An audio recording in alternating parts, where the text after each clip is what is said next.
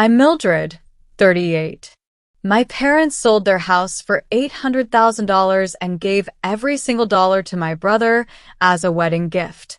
Then they showed up at my door begging me for rent money, demanding I let them live in my rental property for free.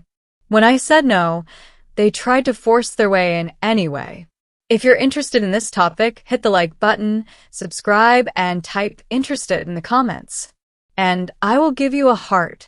Before I tell you how my parents tried to destroy my business and terrorize innocent people because my brother blew through $800,000 in 3 months, let me paint you a picture of how this nightmare actually started. Because if you've ever been the responsible child, the one who did everything right while your sibling got away with everything wrong, you're going to feel this story in your bones. My name is Mildred Adams, and I'm 38 years old. Married to my husband Caleb for 6 years now. He's an architect, the kind of man who's methodical and calm, the type who can spot a structural flaw in a building before it turns into a collapse. And I wish to God he could have spotted the structural flaws in my family before they tried to demolish everything I built. I run a custom furniture business that I built from absolutely nothing, no investors, no family money, no safety net, just long nights in my workshop. Scraped knuckles, splinters embedded so deep I stopped counting, and a stubborn refusal to quit even when my bank account hit zero more times than I want to admit. We own 2 houses. The one we live in is comfortable but not flashy. We're not trying to impress anyone. We're just trying to live a good life. And the second house is an investment property I bought 3 years ago with money I saved dollar by dollar, sacrifice by sacrifice. It's smaller than our home. Quiet neighborhood, good bones, and until my family decided to turn it into a war zone, it was honestly the easiest part of my financial portfolio. I rent it to a young couple named Max and Jenny. They're in their late 20s. He works in IT, she's a nurse, and they're the kind of tenants every landlord dreams about. They pay rent on time every single month. They're respectful of the property. They've even done small improvements with my permission, like planting flowers in the front garden and repainting the back fence. They treat the place like it's their home, not just a temporary stop on their way to something better. In other words, they're exactly the kind of people you want living in your property, which is probably why my parents didn't see them as people at all. To my parents, that house wasn't occupied by a couple with a legal lease and lives and jobs and routines. It was just something I owned, something they felt entitled to, something they believed they could just take, because I'm their daughter, and apparently that means I don't get to have boundaries or property rights or basic human dignity. Let me tell you about growing up in my family because context matters here. I have one sibling, my younger brother Eli. He's 35 now, and if you ask my parents about him, they'll tell you with straight faces that he's been on the verge of massive success for most of his adult life. Always just one deal away from making it big. Always just one business idea away from becoming a millionaire. Always just one opportunity away from proving everyone wrong. If you ask me, and I've watched this man my entire life, he's never held a real job longer than a few months. College was paid for completely by our parents while I worked 3 jobs to pay for mine. Business ideas funded by family money that vanished into thin air. Failure after failure after failure. And every single time one of his ventures crashed and burned spectacularly, my parents would frame it as a learning experience. They'd say things like, "At least he's brave enough to try," and "You can't succeed without failing first," and "Eli's an entrepreneur. That's just how it works." When I wanted to start my furniture business 7 years ago, I sat at their kitchen table with a real business plan. I had spreadsheets, I had cost projections, I had material suppliers lined up, I had potential client contacts, I had timelines, I had done my homework, I had done everything right, and my dad barely looked up from his newspaper. "Too risky," he said, not even meeting my eyes. "You should get a stable job, Mildred, something with benefits, something dependable, health insurance, retirement plan, be realistic." Something dependable, like Eli calling himself an entrepreneur while living in their basement at 28 years old. Something stable, like Eli burning through $30,000 of their money on a crypto scheme that anyone with half a brain could see was a scam. Something realistic like watching my parents fund his lifestyle, while I ate ramen noodles for dinner 4 nights a week to save money for my business. Fast forward to 3 months ago, and Eli is engaged to a woman named Daphne. Let me tell you about Daphne because she's a piece of work. She has expensive taste and absolutely zero interest in where money actually comes from. Designer clothes, weekend trips to wine country, endless talk about their luxury lifestyle, their brand, their image, their aesthetic. She doesn't work. When you ask her what she does, she says she's building her brand, which as far as I can tell means posting selfies and makeup tutorials to Instagram for a few hundred followers while planning a wedding that looks more like a magazine editorial shoot than an actual ceremony. And yet somehow this woman talks about penthouses and luxury cars like they're basic human rights, like everyone is entitled to live in a downtown high-rise with floor-to-ceiling windows and a doorman. She genuinely believes that wanting expensive things means you deserve expensive things, and my brother, God help him, feeds into this delusion because he's never had to face real consequences for anything in his entire life. Then 3 months ago on a Tuesday afternoon, I was in my workshop sanding down a custom dining table I'd been working on for a client. My phone rang, and it was my mom, her voice sounding absolutely euphoric, almost manic with excitement. "Mildred, we sold the house." The house, I need you to understand, this was the house my parents bought when my dad first got his job at the power company 30 years ago. The house where I grew up, where I learned to ride a bike in the driveway, where I did my homework at the kitchen table, where I had my first heartbreak and my high school graduation party, the house I assumed they would keep until retirement forced them to downsize into something more manageable. I congratulated them. I was genuinely happy at first. I figured they were finally being smart about their future. "I figured you'd move into something smaller," I said, wiping sawdust off my hands. "You know, less maintenance, easier upkeep, maybe a condo, or one of those nice senior communities with activities and security." "Oh, we're thrilled," she replied, her voice practically singing. "We got such a good price, $800,000, can you believe it? The market is just incredible right now. It feels like a fresh start, a new chapter." Then she added, almost as an afterthought, like she was mentioning what she had for breakfast, "We gave the money to Eli." I froze, my hand still on the sandpaper, sawdust floating in the afternoon light coming through my workshop windows. "You gave him what?" I asked slowly, carefully, like I was handling explosives. "All of it," she said brightly, cheerfully, like this was completely normal. $800,000. It's his wedding gift. He found this beautiful penthouse downtown. Mildred, you should see it. Floor-to-ceiling windows, marble countertops. It's absolutely stunning. He deserves this after everything he's been through. My brain started racing, doing math I didn't want to do, asking questions I already knew the answers to. If they gave Eli every single dollar from the sale, literally their entire net worth, where exactly were they planning to live? "Mom," I said slowly, trying to keep my voice level. "What about your retirement? What about your savings? What about having a safety net?" "Oh, we've got it handled," she replied, and I could hear the dismissiveness in her tone, the same tone she used when I was a kid asking questions she didn't want to answer. "We're moving into your rental house." Just like that, no question mark, no request, no asking for permission, just a statement of fact, like it was already decided, like my opinion didn't matter, like I was a child being informed of the family's plans rather than an adult who owned property and had tenants and had rights. "My rental house is occupied," I said, gripping my phone so tight my knuckles went white. "I have tenants, Mom, Max and Jenny, they have a lease, they pay rent, they've been there for 2 years. "Well," she said, and I could hear the annoyance creeping into her voice now, clearly irritated that I wasn't immediately agreeing. "You can just tell them to leave, give them notice or whatever, they'll find somewhere else. It's not that complicated." I felt something snap inside me, not like a bone breaking but like a chain breaking, like something that had been holding me in place my entire life suddenly gave way. "You want me to break a legal lease?" I asked, my voice rising despite my efforts to stay calm. You want me to evict 2 people, throw them out of their home, destroy my reputation as a landlord, possibly get sued, lose rental income.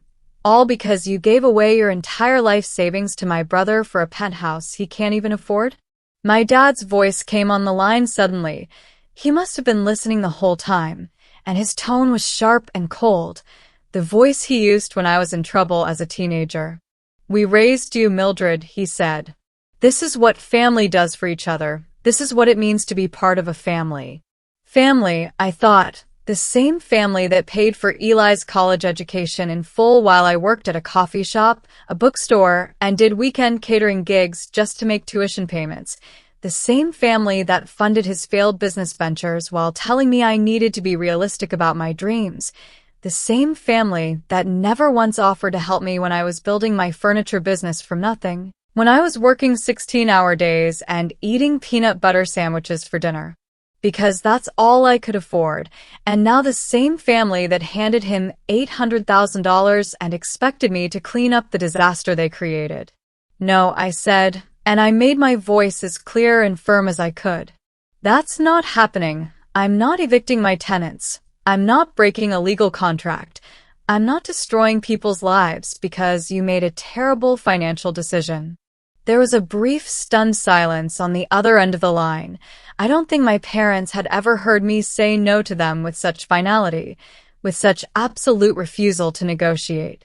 We'll talk about this in person, my mother said softly, dangerously, the kind of soft voice that meant she was done asking and was preparing to demand. We'll come by soon. That sentence sat heavy in my chest like a stone. I hung up and turned around to see Caleb standing in the doorway of my workshop. He'd heard enough of the conversation to understand what was happening.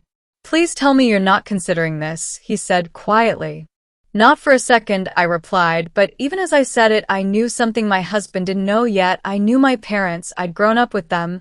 I understood how they operated. They didn't hear boundaries. They heard resistance, and resistance only made them push harder, made them more determined, made them believe that if they just applied enough pressure, I would eventually cave like I had 1,000 times before, when I was younger. A few days later, on a Friday afternoon, I was at my workshop finishing up a custom bookshelf order when my phone started ringing, not just once but over and over. 5 calls in 2 minutes. It was Max, my tenant, and I almost ignored it because I was in the middle of applying stain and my hands are covered in gloves, almost let it go to voicemail, but something told me not to. Some instinct that said this was important, this was urgent, this was bad. Mildred, he said the second I answered, his voice tight with panic, shaking, the kind of fear you hear when someone is genuinely scared. There are people at our front door saying they own the house. They're saying we're trespassing. They're saying we need to leave. My stomach dropped like I'd been pushed off a cliff. I already knew before he said another word, who was at that door.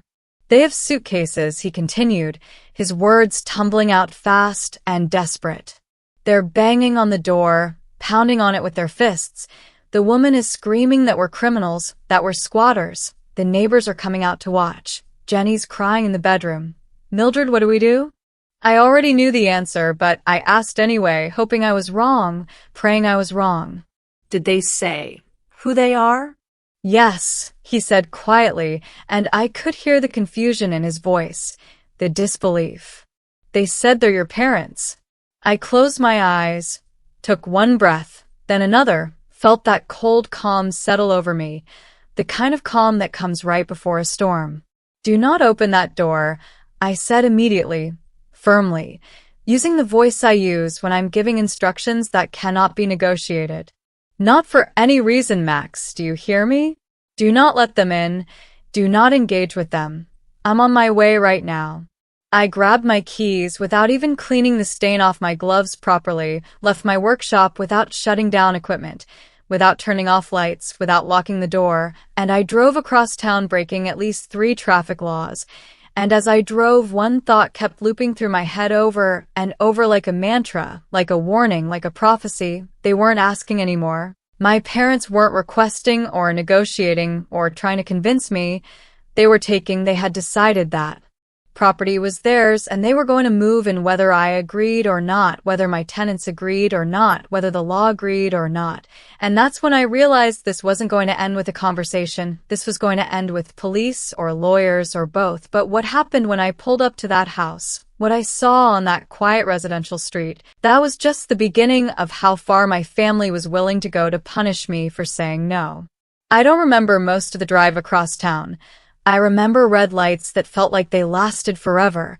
I remember gripping the steering wheel so hard my hands ached. And I remember this strange sinking calm that settled over me about halfway there. The kind of calm that comes right before something ugly finally shows its face. Right before you stop hoping for the best and start preparing for the worst. Part of me, some naive part that still wanted to believe in family, still hoped there had been some misunderstanding. That maybe my parents were just confused, that maybe they'd gotten lost and ended up at the wrong address, that they hadn't really done what Max said they were doing, that this was all some terrible miscommunication that we could laugh about later. That hope died the moment I turned onto Maple Street and saw my parents' car. It was parked crooked at the curb, half on the street and half blocking the driveway, parked like someone who was in a hurry. Like someone who planned to stay a while and didn't care about inconveniencing anyone else, and that parking job alone told me everything I needed to know about their state of mind. 2 large suitcases sat on the front porch, the kind of suitcases you pack when you're moving somewhere permanently, not visiting, not staying for a weekend, moving in, and there were shopping bags piled near the door. I could see them from the street, bags from Target and Bed Bath and Beyond. They'd been shopping, they'd bought things for the house, they'd made purchases assuming they were moving in today. And there was my mother, standing on the porch in her floral blouse and pressed slacks, pounding on the front door with the flat of her hand like she was trying to break it down. Each hit deliberate and hard, and she was yelling. I could hear her from inside my car with the windows up, her voice high and shrill, and carrying down the entire street. My dad stood beside her with his arms crossed and his jaw tight, wearing that familiar expression I remembered from childhood, the one that used to mean I was in serious trouble, the one that meant he'd already decided I was wrong and nothing I said would change his mind. I parked behind their car, blocking them in deliberately, strategically, so they couldn't just drive away if this went badly, and I got out slowly, taking my time, letting them see me, letting them understand that I was here now, and their little performance for my tenants was over. Mildred! My mom shouted the second she saw me, and it was like watching someone flip a switch. Her anger vanished instantly, replaced by relief so exaggerated it was almost comical. Thank God you're here. These people won't leave. They're being completely unreasonable. They won't listen to us. I took a breath, then another, centered myself the way Caleb taught me when I'm dealing with difficult clients, when someone is trying to push my boundaries and I need to stay firm. Mom, I said evenly, carefully, like I was defusing a bomb. What are you doing here? She gestured at the door like the answer was obvious, like I was the one being ridiculous for asking. We're moving in, Mildred. We told you we needed a place to stay. We sold the house, we gave you time to handle the tenant situation, and now we're here to move into our new home. Our new home. She said it like she actually believed it, like saying the words made them true, like my property had somehow become theirs through sheer force of will and entitlement. And I told you no, I replied. I told you this house is occupied. I told you I have tenants with a legal lease. I told you this wasn't going to happen. My dad stepped forward, moving into my space, using his height to intimidate me the way he used to when I was a teenager, and he wanted to end an argument. We've been staying at an extended stay hotel for 2 weeks, he said, his voice low and controlled and dangerous. 2 weeks, Mildred, waiting for you to come to your senses, waiting for you to do the right thing, and we're done waiting. 2 weeks, I thought, 2 weeks of hotel bills that probably cost $100 a night or more, 2 weeks that added up to almost $1,400, 2 weeks of spending money instead of looking for an apartment or calling a realtor or doing literally anything productive to solve their housing problem. 2 weeks of waiting me out like I was a child who would eventually give in if they were patient enough. That was your choice, I said, and I made sure my voice didn't shake, didn't waver, didn't give them any indication that I was going to fold. You sold your house and gave the money away. That doesn't make this my emergency. That doesn't give you the right to show up at my property and terrorize my tenants. My mom's face tightened, her mouth becoming a thin line, her eyes going hard. So you're really doing this? Her voice was accusatory, wounded, like I was the one hurting her. You're really going to make your own parents homeless? You're going to force us to live on the streets? They're not homeless, I replied calmly. They're trespassing. There's a difference. That's when she lost it completely. That's when the mask slipped and I saw the real anger underneath. Her voice rose sharp and shrill and echoing down the quiet street where people were now coming out of their houses to watch, where neighbors were standing on porches and looking through windows, where this family drama was becoming a public spectacle. She started talking about sacrifice, about how they'd given everything for their children, about how they'd raised me and fed me and clothed me, about how ungrateful I was, about what a disappointment I'd become, about how a good daughter would never treat her parents this way, about how I should be ashamed of myself. The whole neighborhood could hear her. I could see curtains moving, could see people recording on their phones, could see this moment being documented for posterity. My dad tried a different tactic. He lowered his voice, made it calm and controlled and reasonable, the voice of someone trying to negotiate with an irrational person. Look, he said, and I could hear the manipulation in every word.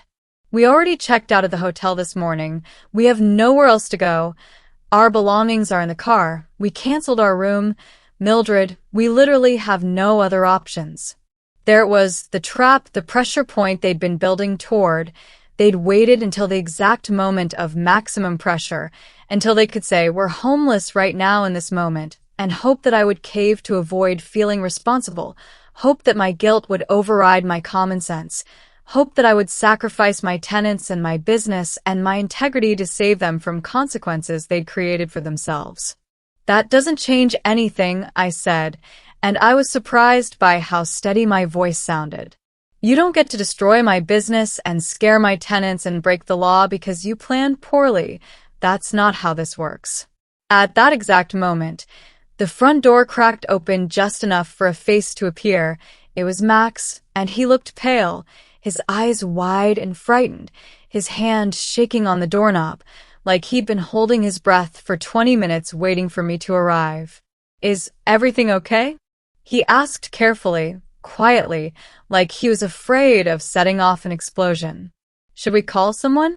My parents whipped around like he'd slapped them, like he'd said something deeply offensive.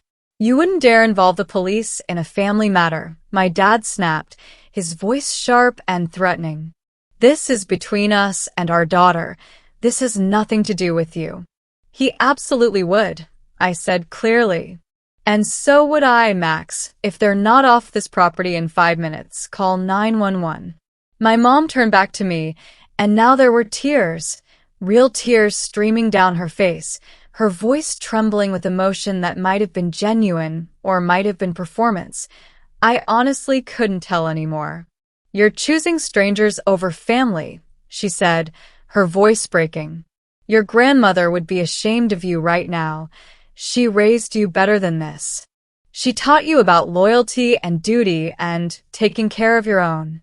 That one hit, I won't lie, it landed right in my chest like a physical blow. Not because it was true, but because she knew exactly which buttons to press, knew exactly how to weaponize my memories of Grandma, knew exactly how to make me feel small and guilty and wrong.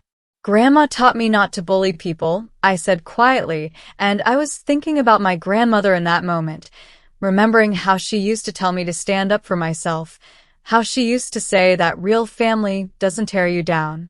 And she taught me not to steal, and right now you're trying to steal my tenant's home. So don't you dare talk to me about what Grandma would think. My dad's face darkened, his jaw clenching, his hands balling into fists at his sides. After everything we did for you, he started, his voice rising. What did you do for me? I interrupted, and I felt something break loose inside me. Some dam that had been holding back 38 years of resentment. Because I paid for my own college while you paid for Eli's, I built my business alone while you funded his failures. I worked my way up from nothing while you handed him everything, and now you're funding his penthouse while demanding I give you free housing. So please, Dad, explain to me exactly what you did for me that I'm supposed to be grateful for. He faltered, his mouth opening and closing, and then he started talking about raising me, about feeding me, about keeping a roof over my head when I was a child, about the legal minimum requirements of parenthood like they were extraordinary acts of heroism. You did the legal minimum, I said, and I made sure every neighbor watching could hear me. Congratulations, you fed your child. That's what you're legally required to do. That doesn't mean I owe you a house. My mom sobbed harder, her hands covering her face, her whole body shaking. Where are we supposed to go? She wailed. We have nowhere. You're sending us into the streets. Your own parents. Anywhere, I replied, and I gestured broadly at the entire world around us. Literally anywhere except here. There are apartments for rent. There are extended stay hotels you can go back to. There are senior living communities. There are 1,000 options that don't involve breaking into my tenant's home. Max spoke again, his voice shaking but determined. Do you want me to call the police? He asked. Should I dial right now? My parents stared at him like he'd just threatened them with a weapon, like the idea of facing legal consequences was completely foreign to them, like they genuinely believed the rules didn't apply to them because they were my parents and that gave them special privileges. If you're not off this property in 5 minutes, I said, looking at my watch deliberately, checking the time, making it clear this was a real deadline, not a negotiation. Call 911. Max, and tell them we have trespassers who are refusing to leave and who have been harassing the residents. My dad grabbed one of the suitcases, his movements angry and jerky, and he muttered under his breath, but loud enough for me to hear. This isn't over, Mildred. You'll regret this. You're making a mistake you can't undo. You're destroying this family. They loaded their bags back into the car, my mom crying loudly and dramatically, making sure that anyone watching knew exactly who the villain was supposed to be in this scenario, making sure the neighbors saw her as the victim, as the poor mother being rejected by her cruel daughter. When they finally drove away, when their car turned the corner and disappeared, the street went quiet, the neighbors slowly went back inside, and the show was over. Max and Jenny opened the door fully, both of them standing there looking shaken. Jenny had clearly been crying. Her eyes were red and puffy. Max looked like he'd just survived a car accident. I'm so sorry, I told them, and I meant it with everything in me. This should never have happened. You should never have been put in this position. This is my family's problem, and I'm going to make sure it never touches you again. They admitted they'd been hiding in the bedroom for almost 30 minutes, terrified that my parents would somehow break the door down, terrified they were about to be physically forced out of their home. Jenny said she'd been on the phone with a friend asking what their legal rights were. Max said he'd been looking up emergency locksmith numbers in case my parents had somehow gotten a key made.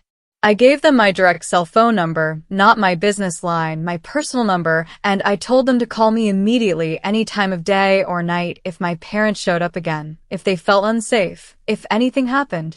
I even told them I would completely understand if they wanted to break the lease early, if they wanted to move out and find somewhere else, somewhere without this kind of family drama, and I wouldn't charge them a penalty, wouldn't ask for anything, would just let them go with my blessing. They didn't want to leave. They just wanted peace. They just wanted to live in their home without being terrorized, and I promised them I would make that happen no matter what it took. I didn't get that luxury of peace. The next morning my phone started ringing at 7 a.m. Not my parents this time, but my Aunt Carol, my mom's sister, and then 20 minutes later my cousin David, who I hadn't spoken to in at least 3 years, and then another call, and another, and by 9 a.m. my phone had rung 12 times, same script every single time. How could you do this to your parents? How could you abandon family when they need you most? How could you be so heartless, so cruel, so selfish? What kind of daughter chooses money over blood? What kind of person turns their back on the people who raised them? Not one of them, not a single person in that entire parade of judgment, asked me what actually happened. Not one of them said, "Hey, can you tell me your side of the story?" Not one of them asked if maybe there was more to the situation than what my parents had told them. They just called to lecture me, to shame me, to make sure I knew I was wrong. By noon, I'd received over a dozen text messages, long guilt-soaked paragraphs about loyalty and sacrifice and duty. My cousin posted on Facebook that my parents were living like refugees in a hotel, while their daughter owned multiple properties, painting me as some kind of heartless slumlord who was hoarding real estate while my elderly parents suffered. Never mind that they weren't elderly. They were in their early 60s and perfectly capable of renting an apartment like normal humans. What really stood out, what really made me see the situation clearly, wasn't the judgment or the lectures or the guilt trips. It was the silence on one specific point. None of them, not a single one of these people calling me selfish, offered to take my parents in. They all had opinions. They all had thoughts about what I should do. They all had plenty to say about family duty and responsibility, but none of them had spare rooms. None of them were opening their homes. None of them were volunteering to house my parents, even temporarily. When I pointed this out to my Aunt Carol during her second call of the day, when I said, "If you're so concerned about them, why don't you let them stay with you?" she actually had the audacity to say, "Well, you have more space. You have that rental property just sitting there, and besides you're closer to their friends and their doctor." "No," I said. "I have tenants, I have people who pay rent and have rights. I'm not closer to their friends. I'm just the one you think you can bully into fixing this." And that's when it clicked. That's when I understood what was really happening. This wasn't about family values or duty or loyalty. This was about punishing me for being responsible, for building something, for having assets they thought they could claim, for being successful when their golden child wasn't. And I realized that if I didn't shut this down immediately, if I didn't draw a line so clear that no one could cross it, this was going to destroy me, my business, my marriage, my peace of mind. Everything I'd built would crumble because my family felt entitled to it. And that's when I decided to stop defending myself and start exposing the truth. But what I was about to send to the entire family would either end this war or start an even bigger one. By Wednesday night, I was done, completely done. I'd reached that point where you either fold and let people walk all over you for the rest of your life, or you stand up and burn every bridge that needs burning, and I chose fire. I sat at my kitchen table long after Caleb went to bed, the house dark and quiet except for the glow of my laptop screen, and I started writing the most honest email of my entire life. It took me 2 hours to write it. Not because I didn't know what to say, but because I wanted every single word to be undeniable. I wanted it calm and factual and impossible to twist or spin or reinterpret. I wanted to lay out the truth so clearly that even people determined to misunderstand me would have to face reality. The subject line was simple, just 4 words that told you everything you needed to know, setting the record straight. I started with a timeline, cold hard facts that couldn't be argued with. My parents sold their house for approximately $800,000. They gave every single dollar of that money to my younger brother Eli as a wedding gift so he could buy a penthouse. They then informed me, not asked me but informed me, that they would be moving into my rental property. I said no and offered multiple times to help them find appropriate housing within their budget. They refused my help and instead showed up unannounced at my rental property with suitcases and belongings, harassed my tenants who have a legal lease, pounded on the door, screamed at them, accused them of trespassing in their own home, and attempted to force them out. I attached proof because I knew someone would accuse me of lying. I attached screenshots of text messages where my mom said, "We're moving into your rental." I attached a copy of Max and Jenny's lease showing the dates and terms. I attached property records showing exactly when I bought that house and how much I paid for it and proving that it was mine, legally and completely mine. I wanted it crystal clear that this wasn't a family home I was hoarding. This was an investment property I purchased with my own money that happened to be occupied by people who had every right to be there. Then came the paragraph that I knew would either shut everyone up or cause complete chaos. I listed every single relative who had called me or texted me in the last 3 days. I wrote their names in a numbered list: Aunt Carol, Cousin David, Aunt Sharon, Uncle Pete, Cousin Michelle, Cousin Robert, Uncle Jim. 12 names total. 12 people who had lectured me about family duty and loyalty and sacrifice. And then I wrote this: since so many of you are deeply concerned about mom and dad's housing situation, since you've all called me to express how important it is that family helps family, since you've all made it very clear that this is what relatives do for each other, I'm confident that one of you will be happy to take them in. Family helps family, right? That's what you all told me. So please, let me know which one of you will be hosting them, and when they can move in, I'll be happy to pass along the address so they can start getting settled. I hit send at 11:02 p.m. to 30 people, 30 family members who I BCC'd, so they couldn't see who else received it, so they couldn't coordinate their responses, so each one of them had to sit alone with what I'd written and decide how to respond without knowing what everyone else was saying. The next morning was the quietest morning I'd had in days. My phone didn't ring at 7 a.m., it didn't ring at 8 o'clock, it didn't ring at all. No angry voicemails, no guilt-filled texts, no lectures about loyalty, just silence, beautiful, peaceful silence. And I knew exactly what that silence meant. It meant they were all reading my email. It meant they were all realizing I'd just called their bluff. It meant they were all sitting there trying to figure out how to respond without looking like hypocrites. Around noon, the replies started coming in, and they fell into 3 very distinct categories. The first group, and this was the biggest group, suddenly remembered they didn't actually have space after all, and Carol wrote back saying, "We'd love to help, but our guest room is being renovated, and we just don't have the room right now." Cousin David said, "Our house is too small, and we're barely managing as it is."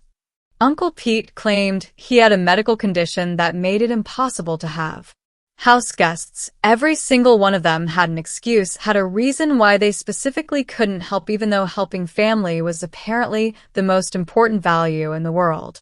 The second group went completely silent. No response, no acknowledgement, nothing. They just pretended they'd never received the email, never made those phone calls, never sent those guilt trip texts. They ghosted the entire situation like cowards, like people who talk big about principles until those principles require actual sacrifice. The third group doubled down. They got angry, they got defensive. They accused me of being manipulative and trying to turn the family against each other. My uncle Raymond sent me a dramatic essay. I'm talking like 800 words about how I was destroying the family, dishonoring my ancestors, betraying the people who made me who I am, about how my grandmother would roll over in her grave if she could see what I'd become. He went on and on about duty and respect and tradition like he was writing a sermon, like he had the moral high ground. I replied with one sentence: "What's your move-in date for mom and dad?" He never answered, not that day, not ever. He went completely silent after that because what was he going to say? He couldn't admit he wasn't going to take them in because that would prove my point. And he couldn't offer to take them in because he didn't actually want to, so he just disappeared from the conversation. The family Facebook group, the one where everyone posts updates and photos and tries to look like we're all one big happy family, went completely dead. All those posts about duty and blood and loyalty quietly disappeared like they'd never existed. People started deleting their comments, pretending they'd never said those things, rewriting history in real time because they realized how bad they looked. By Friday, the calls had stopped completely. The text messages had stopped. My phone was finally quiet, and I knew I'd won this particular battle. But I also knew my parents weren't done. Not by a long shot. They just tried public pressure and family guilt, and when that didn't work, they tried something else. And I needed to be ready. But before they could make their next move, I made mine. I called Eli, my brother, the golden child, the one who'd caused all of this by taking their money, and he answered on the first ring. "What the hell did you send to everyone?" He snapped at me. No hello, no how are you, just immediate aggression. "You made us look bad. You made mom and dad look like villains. You turned a whole family against us." The truth usually does that, I said calmly. When you expose what actually happened instead of letting people believe a comfortable lie, yeah, it tends to make the guilty parties look bad. You're turning the family against us, he said, and I could hear the panic in his voice. You're poisoning everyone against mom and dad and me. You're destroying relationships. You did that, I replied. You did that when you took their entire retirement fund, when you took $800,000 and didn't think for 1 second about what would happen to them afterward. You destroyed those relationships, Eli, not me. I'm just refusing to clean up your mess. You have their money, I continued before he could interrupt. You have $800,000 that was supposed to be their safety net, their retirement, their security, so you figure out their housing, you pay for their apartment, you take care of them. That's what family does, right? He started accusing me of being selfish, of being cold, of being heartless, of turning my back on my own parents when they needed me most. And I let him talk, let him get it all out, let him say every ugly thing he'd been thinking, and then I hung up without saying another word because I was done arguing, done defending, done explaining myself to people who were determined not to understand. Quick question, and I need you to really think about this. Have you ever been in a situation where the person who caused the problem somehow made you the villain for not fixing it? Where someone else's terrible decision became your responsibility, and when you said no, suddenly you were the bad guy? Drop a comment and let me know because I'm genuinely curious how many of you have lived through this exact dynamic. A week later, I got a text from my cousin Maria.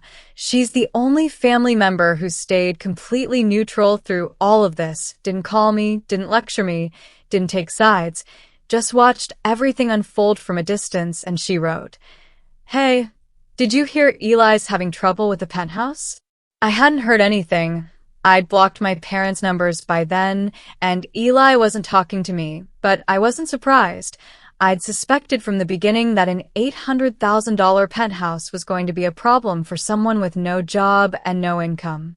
Turns out banks want proof of income. When you're trying to get a mortgage, they want pay stubs and tax returns and employment verification. They want actual documentation that you can afford the monthly payments, not vibes, not potential, not promises that your business is about to take off. Real concrete numbers, and Eli couldn't provide them because he didn't have them because his businesses were just ideas he talked about at parties, and without financing approval the penthouse deal fell through. The down payment, the chunk of money Eli had already put down as a deposit, my parents' money, was tied up in the failed deal. The seller was keeping part of it as compensation for taking the property off the market, and Eli was now stuck in legal proceedings trying to get some of it back. Meanwhile, he'd spent a good portion of the money already. I don't know on what exactly, but Maria said there had been a lot of celebrating, a lot of expensive dinners, a lot of "we're going to be penthouse owners" energy that cost real money. And at the same time all this was happening, Eli and Daphne were planning their massive wedding, 200 guests, expensive venue downtown, open bar, live band, the works. They'd been planning this for months, posting about it constantly on social media, building it up like it was going to be the event of the year, and the venue had given them a payment plan, but now the final payment was due. $30,000 for the final installment. Eli called my parents asking for money. They told him they had nothing left. They'd given him everything. They were living in an extended stay hotel, barely getting by, and Eli started to panic because the wedding was 2 weeks away and the venue was demanding payment. So he started calling everyone else, started asking relatives for loans, for temporary help, promising he'd pay everyone back once his business picked up. Once things settled down, once the penthouse money got sorted out, he even texted me, and I'll never forget this text as long as I live. "Mildred, I know we've had our differences, but I could really use your help right now. It's only $15,000. I'll pay you back with interest. I promise. This is important. Please don't let our family issues get in the way of helping me on my wedding day." Only $15,000, like that was pocket change, like I should just hand over more than most people make in 3 months because he'd mismanaged $800,000 and now needed me to bail him out. I stared at that text for a long time, read it over and over, and then I didn't respond. I just deleted it and blocked his number too. Apparently no one else responded either. Apparently everyone else in the family also thought that maybe, just maybe, the guy who'd received $800,000 3 months ago could figure out his own financial problems. 3 days before the wedding, the venue called Eli and told him that without the final payment, they couldn't honor the reservation. They canceled everything, the room, the catering, the bar service, the whole package gone, and Eli and Daphne were left scrambling to figure out what to do with 200 guests and no venue. They ended up getting married in Daphne's parents' backyard, which sounds nice and intimate until you realize it was meant for 40 people maximum, and they had 200 RSVPs. Half the guests didn't show up when they heard about the venue change. The ones who did show up spent the whole reception whispering and looking uncomfortable. There was no sit-down dinner, just a basic buffet her parents threw together, no live band. Just a Spotify playlist, no professional photographer, just people taking photos on their phones. According to Maria, who did attend, Daphne cried through most of the night. Not happy tears, not emotional tears, but devastated tears. She kept disappearing into the house to fix her makeup and coming back with red eyes, and Eli spent the reception making excuses to anyone who would listen, explaining about the venue situation, about the penthouse deal, about how this wasn't how it was supposed to be. And people nodded politely, but you could see they were thinking the same thing I was thinking. Maybe don't blow through $800,000 in 3 months and expect everyone else to fund your wedding. The same week that Eli's wedding fell apart, the exact same week, I closed on my third property, a small commercial building I'd been negotiating for months. It needed work, but the location was perfect and the price was right, and I'd saved for it the old-fashioned way, by working hard and not spending money on things I couldn't afford and not expecting anyone else to fund my dreams. I posted a simple photo of the keys on Instagram, just a picture of my hand holding 3 keys on a ring with a caption that said, "Another project in the works, sometimes patience pays off. Excited for what's next." My parents didn't like the post, but they saw it. I know they saw it because what happened next, what they tried to do next, proved that they weren't just entitled, they weren't just manipulative, they were absolutely determined to punish me for succeeding when their golden child was failing, and the Saturday morning doorbell incident was just the beginning of how far they were willing to go. The following Saturday morning, Caleb and I were sitting in our kitchen, having one of those lazy weekend conversations where you're not really talking about anything important. We were discussing paint colors for the nursery because, yes, I was pregnant, about 4 months along, which made everything that was happening with my family even more insane because instead of being excited about their first grandchild, my parents were more focused on punishing me for having boundaries. We were debating between a soft sage green and a warm cream color when my phone buzzed with a doorbell camera alert. I looked down at the screen and felt my stomach drop. My parents were on our porch, not at the rental property this time, but at our home, our personal residence, the place that was supposed to be safe from all of this, and they were dressed nicely, my mom in a floral dress and cardigan, my dad in khakis and a button-down shirt. They looked like they were going to church, and my mom was holding flowers, a big bouquet of pink and white roses, and my dad was holding grocery bags, reusable ones, from Whole Foods, and they were both smiling directly into the camera, performing, putting on a show. "Mildred," my mom said sweetly, her voice dripping with artificial warmth, "we know you're home. We can see your car in the driveway. We just want to talk. We brought flowers and groceries. Your dad wants to cook that pot roast you always loved as a kid. We miss you, sweetheart. Please let us in." I stared at my phone, watching them on my doorstep, watching this carefully orchestrated performance designed to make me look unreasonable if I didn't open the door, designed to make them look like loving parents trying to reconcile with their difficult daughter. Caleb was standing beside me now, watching over my shoulder, and I felt his hand on my back, steady and grounding. "Please tell me you're not opening that door," he said quietly, and there was no judgment in his voice, just concern, just making sure I wasn't about to undo everything I'd fought for. "I'm not," I replied, and I meant it. I wasn't falling for this. I'd seen this playbook before. I knew how this worked. They weren't apologizing. They were resetting. They were pretending the last month hadn't happened, pretending they hadn't tried to destroy my business and terrorize my tenants, pretending everything could go back to normal if I just opened the door and let them perform their version of reconciliation. Outside on the porch, my mom kept talking, and I could see her angling the flowers just right so they filled the camera frame, making sure anyone watching would see her as the sweet mother bearing gifts, not the woman who'd pounded on my tenant's door screaming about trespassing 3 weeks ago. "We've been thinking about everything that happened," she said, her voice trembling just enough to sound sincere but not enough to seem unstable. "We made mistakes. We should have asked your permission about the rental house. We should have been more considerate of your tenants. We see that now. We just want to talk, to apologize properly, to fix our relationship." 3 months too late, I thought.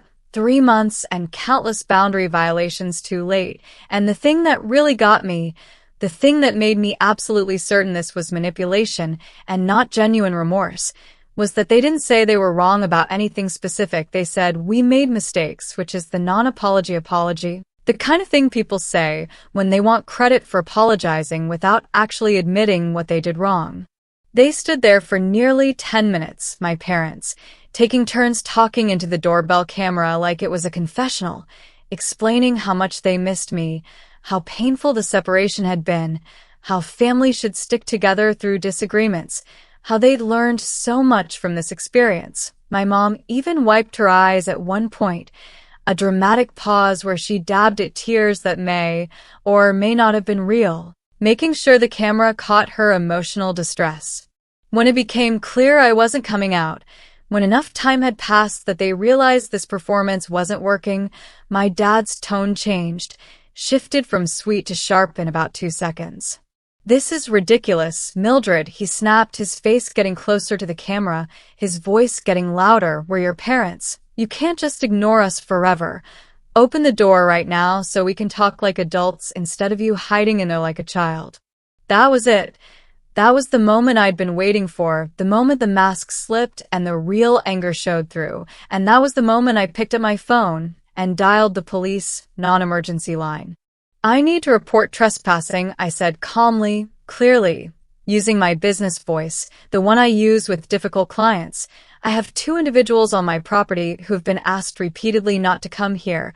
They're currently on my front porch refusing to leave. There's a prior incident involving harassment at another property I own. I have it documented." The dispatcher was professional and efficient, asked me routine questions about whether I felt threatened, whether there had been any violence, whether the individuals were armed, and I answered everything honestly. No violence, but yes, I felt threatened. No weapons, but yes, they'd been told not to return. And she told me an officer was on the way. Estimated arrival about 15 minutes. I watched through the window. Not through the doorbell camera, but through the actual living room window where I could see without being seen, and I watched my parents' body language change when they realized how long they'd been standing there. My mom's shoulders sagged. My dad checked his watch multiple times. They were getting frustrated, getting antsy, probably debating whether to leave before this got worse or stay and try to salvage their plan. About 15 minutes later, exactly when the dispatcher said, a patrol car pulled up to the curb, lights off because this wasn't an emergency but presence very much noted, and I watched through the window as the officer, a woman in her 40s with dark hair pulled back tight, approached my parents on the porch. I couldn't hear everything, but I saw my dad gesturing sharply toward the house, probably explaining that I was their daughter, probably framing this as a family disagreement rather than trespassing, probably trying to make the officer see them as worried parents rather than people violating boundaries. My mom clutched the flowers like they were evidence of her good intentions, like roses from the grocery store somehow proved she wasn't harassing me. The officer pressed my doorbell and spoke clearly into the camera. "Ma'am, this is Officer Reynolds with the city police. Could you please come to the door?" I stepped outside, leaving Caleb inside watching through the window, and I explained everything to Officer Reynolds in calm, factual terms. I told her about the rental property incident, about the harassment of my tenants, about the dozens of phone calls and texts, about asking them repeatedly not to come to my home. about this being part of an escalating pattern of boundary violations. I even showed her the incident report number from when they'd harassed Max and Jenny.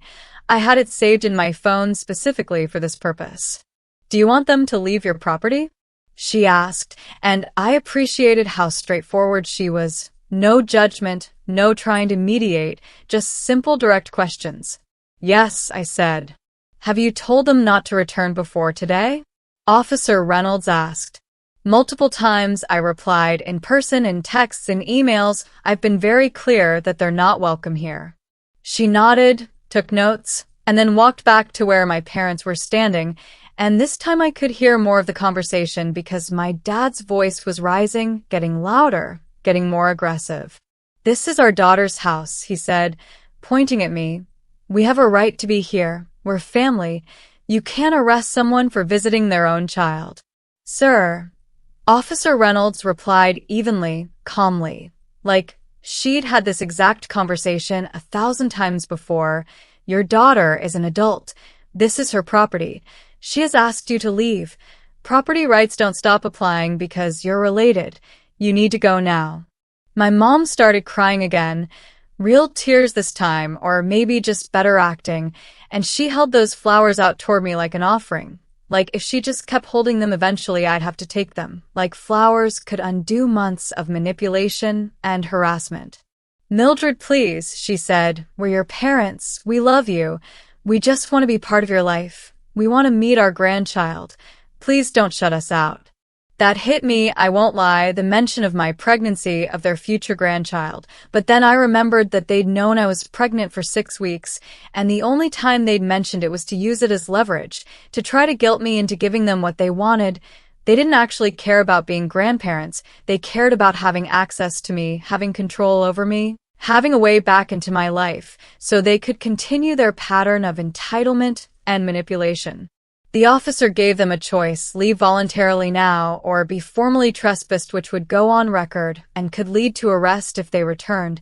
My parents chose to leave, but not before my dad turned to me one last time and said, "You're going to regret this, Mildred. You're going to regret turning your back on your family." And there was such venom in his voice, such genuine anger, that I actually felt afraid for a moment, actually wondered what he might be capable of if pushed far enough. They left, finally, and Officer Reynolds stayed for a few extra minutes to fill out paperwork and explain my options. "You've got grounds for a restraining order," she said, "especially with the pattern of behavior and the prior incident with your tenants. It might be worth considering given that you're pregnant and should be focused on your health, not dealing with this kind of stress." That Monday morning, I called my lawyer, Marcus Chin, the same attorney who'd handled the closing on all my properties, and I told him everything, the whole story from beginning to end, and he didn't hesitate. "You've got a strong case," he said. "Harassment, trespassing, threatening behavior, interference with your rental business. This isn't borderline, Mildred. This is clear-cut. We should file immediately." We filed for a restraining order that afternoon, temporary protection pending a hearing, and the petition laid out everything in detail: dates, times, witnesses, police reports, the incident at the rental property, the doorbell camera footage, the threatening statements. It was 15 pages of documented abuse disguised as family love. The hearing was scheduled for 2 weeks later, and my parents were served with notice. They had the opportunity to show up and contest it, to tell their side of the story, to explain to a judge why they should be allowed to continue contacting me. They didn't show up, not my mom, not my dad, not even with a lawyer to represent them. They just didn't come, and I realized they knew they couldn't defend their behavior in front of a neutral third party. They could manipulate family members and play the victim with relatives who didn't know the full story, but they couldn't stand in front of a judge and explain why they were entitled to my property. The judge granted the restraining order without hesitation, 200 yards from my home, from my business, from my rental property, from anywhere I regularly went. Violation would result in immediate arrest. The order was good for 1 year and could be renewed. And just like that I had legal protection, I had a piece of paper that said my boundaries mattered, that said no meant no even when it came to parents. I changed my phone number that week, got a new number entirely, Gave it only to people I trusted completely. Caleb, obviously, my business partner, my close friends, Max and Jenny, my lawyer. That was it. Anyone else who needed to reach me could go through my business email, and my assistant could screen it. I essentially created a moat around my personal life, and I felt safer than I had in months. The silence was incredible. For 3 weeks, my life was quiet and peaceful and drama-free. I worked on my furniture projects. I went to prenatal appointments. Caleb and I finished painting the nursery in that sage green we'd chosen. We started buying baby clothes and setting up the crib.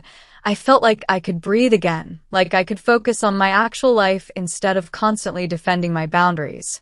Then my phone rang at the workshop, a known local number, and I almost didn't answer because I'd been screening everything, but something made me pick up, maybe curiosity, maybe instinct, maybe just bad timing. "Is this Mildred Adams?" A man asked, voice uncertain, older, maybe in his 60s.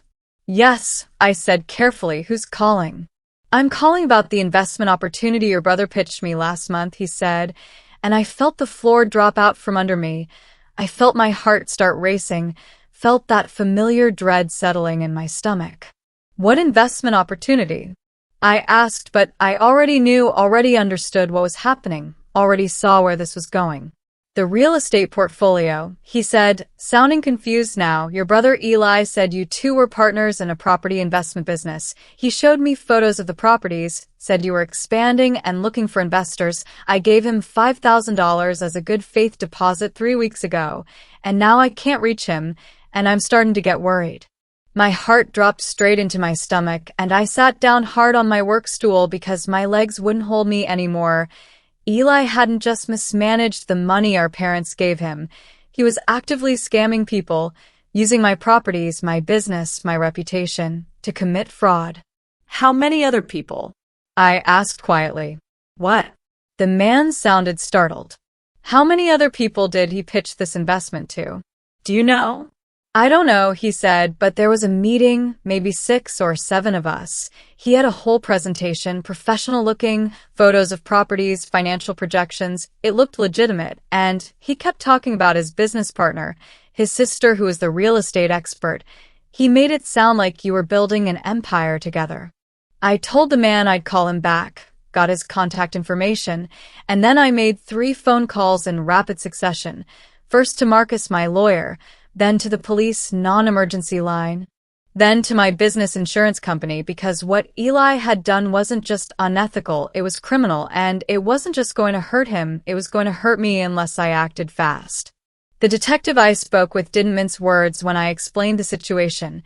"Your brother's committing identity theft and wire fraud," she said. "These are serious charges. If he's done this to multiple people, we're looking at a pattern of criminal behavior. You need to file a formal complaint, and we need to investigate this immediately." But I had a better idea, an idea that would expose Eli completely and get justice for everyone he'd scammed. And when I told the detective my plan, when I explained what I wanted to do, she actually smiled and said, "Let's do it." And what happened in that coffee shop 3 days later would end Eli's scamming career forever and finally show my parents exactly what kind of son they'd raised. I made one last call to the man Eli had scammed. His name was Robert Patterson, a retired accountant who'd been saving money for years and thought he was making a smart investment in real estate. And I asked him a question that would change everything. "What if we let Eli think the deal is moving forward?"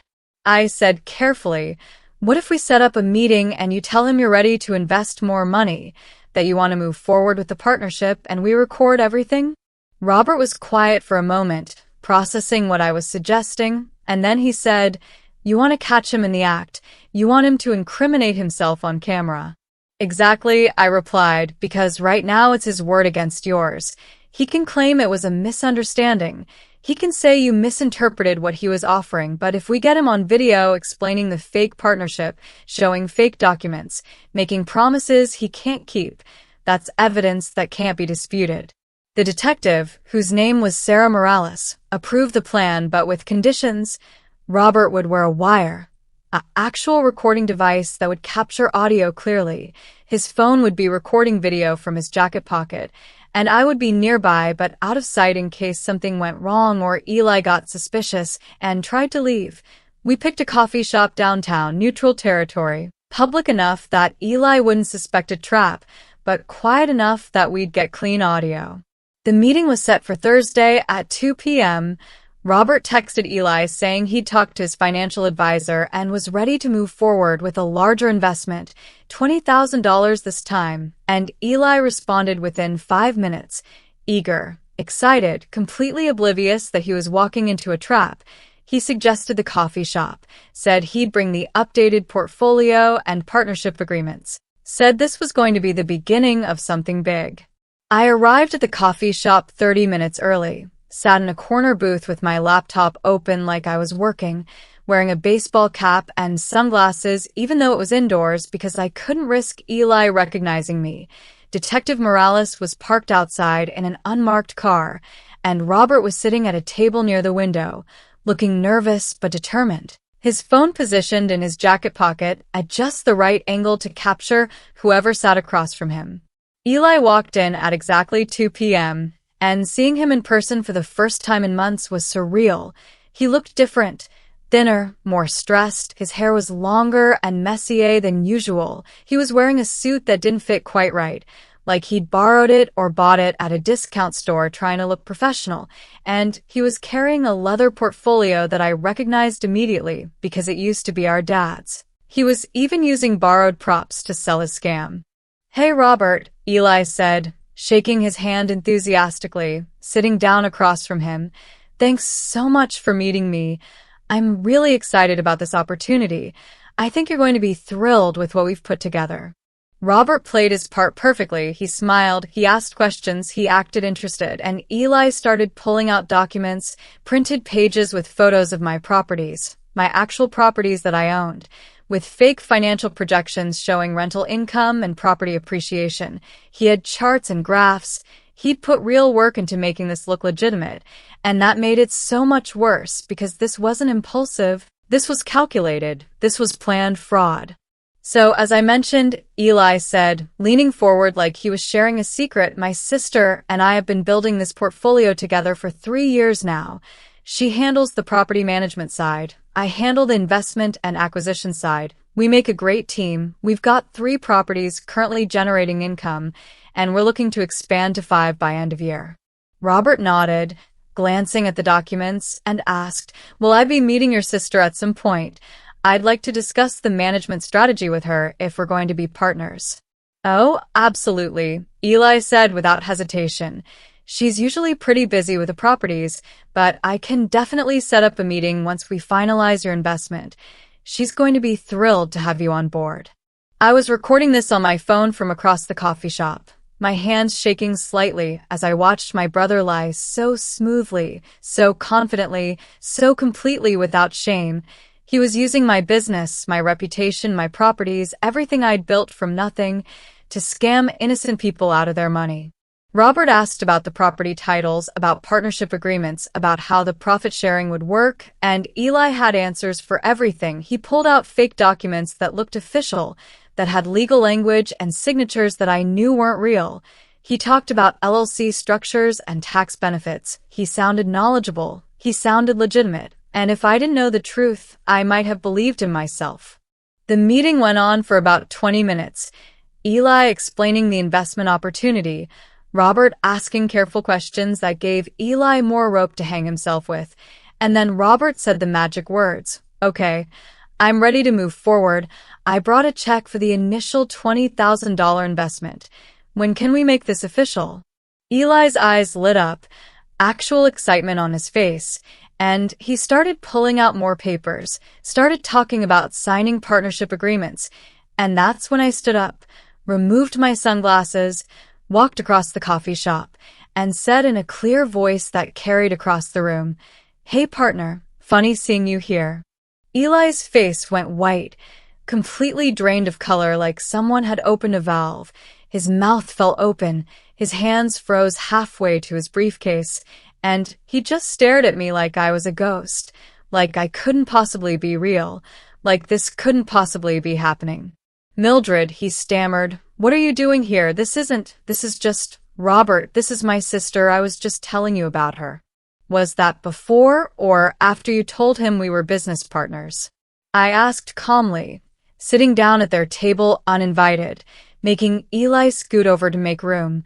Was it before or after you showed him photos of my properties and claimed they were part of our joint portfolio? I don't know what you're talking about, Eli said, but his voice was shaking. He was panicking, trying to figure out how to spin this, how to make this okay. Really? I said, and I pulled out my phone, opened my property management app, showed Robert the screen with all 3 properties listed under my name alone, no co-owner, no partner, just me. These are my properties. I bought them with my money. I manage them myself. My brother has nothing to do with them. He doesn't own them. He doesn't manage them. He's not my business partner in any capacity. Eli started to argue, started to say something about a misunderstanding, about Robert getting the wrong idea, but I cut him off. I built this business alone, I said clearly, making sure Robert's phone was capturing every word. You don't own anything. You never did.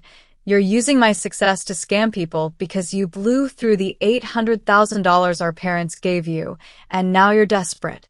Eli stood up abruptly, knocking his chair back. I need to go, he said, grabbing for his briefcase. This is a family matter. Robert, I'll call you later to explain. And he tried to leave, tried to walk out of the coffee shop, but I'd already texted Detective Morales, already given her the signal, and as Eli reached the door, 2 uniformed officers walked in and blocked his path. Eli Martinez? One of them asked. Yes, Eli said quietly. Are you the individual who's been soliciting investments in a real estate partnership with Mildred Adams? The officer asked. Eli started, but he couldn't finish the sentence because what was he going to say? We need you to come with us. We have some questions about fraud and identity theft, the officer said, and I watched my brother's face crumble, watched him realize he'd been caught, watched him understand that this was real and serious and not something he could talk his way out of.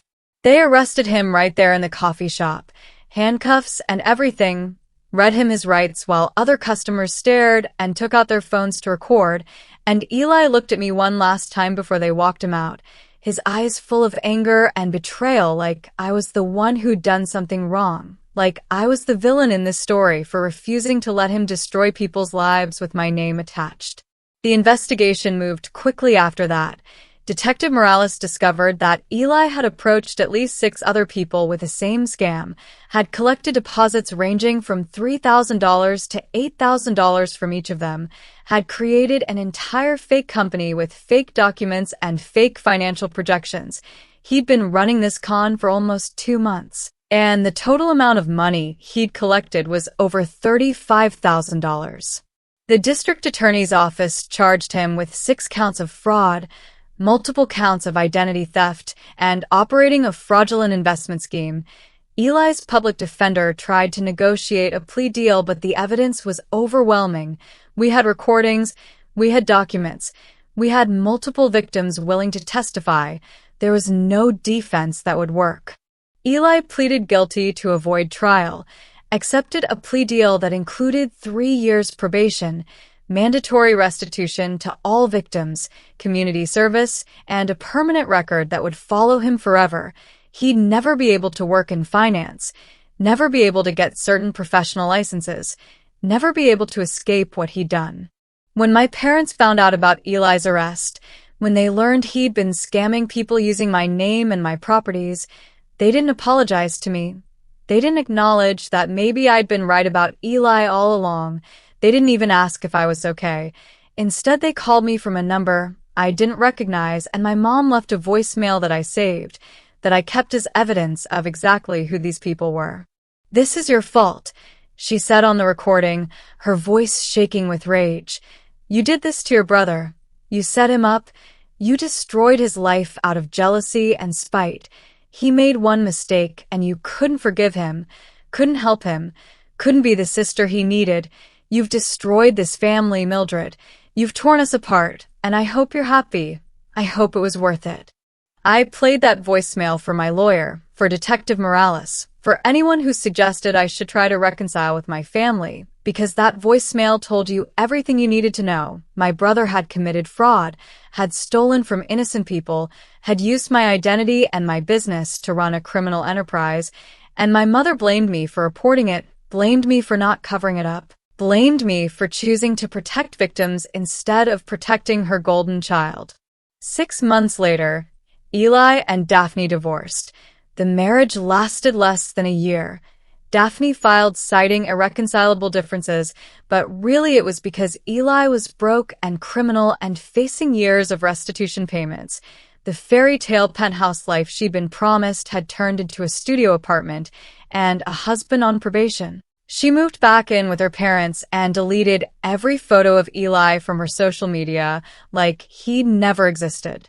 My parents, last I heard through my cousin Maria, moved to Arizona to be near my mom's sister. They couldn't afford to stay in our city, couldn't afford the extended stay hotel anymore, couldn't find anyone local willing to take them in, so they left, started over somewhere else, and I didn't stop them, didn't protest, didn't feel anything except relief that they were finally far away from me and my business and my life. I had my daughter 4 months later, a healthy 8-pound baby girl that Caleb and I named Sophie.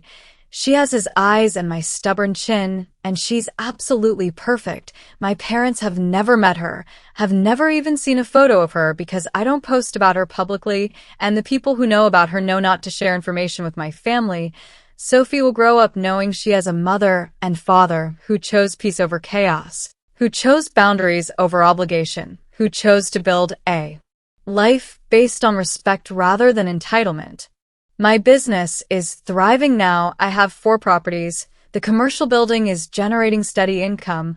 I hired 2 employees to help with the furniture business, and I'm working on a book about building wealth as a woman in a male-dominated industry, about setting boundaries with family, about choosing yourself when everyone tells you that's selfish. Caleb and I are talking about buying a 5th property next year. Maybe something bigger. Maybe our forever home where Sophie can grow up with a yard and a tree house and everything we didn't have. Sometimes people ask me if I regret it, if I regret calling the police on my parents, if I regret setting up the sting operation that got my brother arrested, if I regret choosing my peace over my family, and I tell them the same thing every time. I don't regret protecting myself. I don't regret protecting innocent people from being scammed. I don't regret building a life where my daughter will never feel guilty for having boundaries, where she'll never be taught that love means letting people hurt you, where she'll understand that family is about respect and support, not obligation and manipulation. My life now is quiet in the best way possible. I wake up next to a man who respects me. I work on projects I'm passionate about. I come home to a daughter who thinks I hung the moon. I have friends who celebrate my success instead of resenting it. I have tenants who appreciate that I protected them when my family tried to destroy their home. I have peace, and that peace is worth more than any relationship built on guilt and manipulation. Before you go, I want you to understand something important, something I learned the hard way over months of fighting for my boundaries and my sanity. Choosing yourself is not selfish. Protecting yourself is not cruel. Saying no to people who want to use you is not abandonment. You don't owe anyone access to your life just because you share DNA. You don't owe anyone your money or your property or your peace of mind just because they raised you. Family is supposed to be a source of support and love, not a weapon people use to control you. If you're in a situation like mine, if you have family members who believe they're entitled to what you've built, who punish you for success, who can't celebrate your wins without trying to take from you, I want you to know that it's okay to walk away. It's okay to set boundaries so firm that people accuse you of being cold.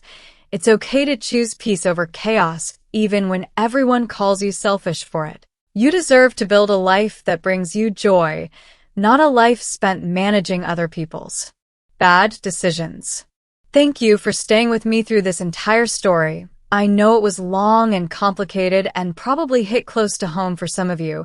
If any part of this resonated with you, if you've dealt with entitled family members or golden child favoritism or parents who punished you for being responsible, drop a comment below and tell me your story because I promise you're not alone. There are thousands of us out there who've had to choose between family and sanity, and we chose sanity, and we're better for it. And if you found value in this story, if it helped you feel less alone or gave you courage to set your own boundaries, subscribe to this channel because we share real stories about real people standing up for themselves, about choosing dignity over obligation, about building lives worth protecting. There are more stories waiting for you. Stories about people who said no when everyone expected them to say yes. Check the description below for links to other videos that might speak to your situation. Remember, you deserve people who choose you back, not because of what you can give them, not because of what they can take from you, but because of who you are. Your worth isn't measured by how much you sacrifice for others. Your worth is inherent. It exists whether anyone acknowledges it or not. And the people who truly love you will respect your boundaries instead of punishing you for having them. Thank you for watching. And remember that choosing yourself is never the wrong choice.